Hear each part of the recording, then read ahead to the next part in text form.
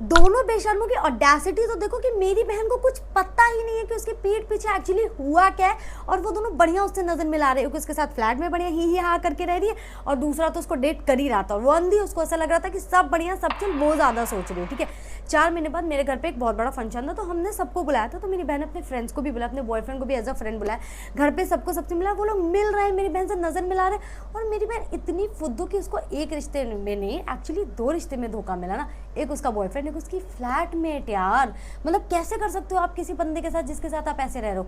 वो लोग वापस गए, लोगों की फिर कुछ फ्रेंड्स बाहर से आए थे, तो they decided to have a reunion party. अब उस रीयूनियन पार्टी में भी वो भाई शिट, अब देखो शेर के मुंह में अगर खून लग गया हो ना, तो फिर वो कैसे छोड़ेगा।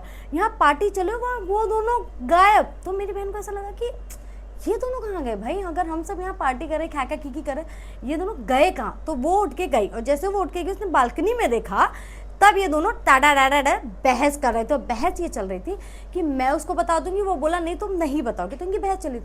तो मेरी बहन ने नॉक करके बोला तुम दोनों यहाँ क्या कर रहे हो। तो उसने बोला अरे कुछ नहीं, हम ऐसे ही बात कर रहे थे।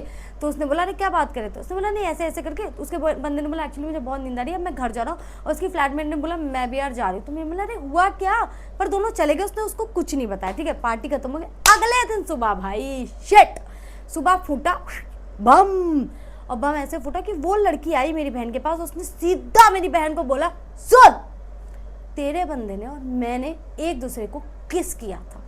भाई तो तूने चीट किया, फिर तू इस तरह मेरी बहन को बता रही, शर्म लिहाज खत्म हो गई। वो तो ठीक, ये तरीका होता है। मेरी बहन भड़बड़ा के रोने लगी। अब रोने के बाद उसने क्या किया, फॉर द नेक्स्ट